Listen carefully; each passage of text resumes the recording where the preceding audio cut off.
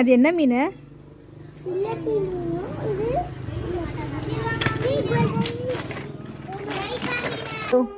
எவ்வளோ? 5 ரூபா இருந்தா.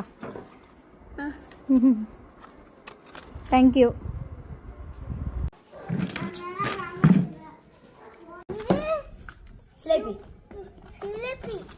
சிலுப்பி மீனா? எனக்கு 1 கிலோ வஞ்சரம் வேணும். இது என்ன மீன்?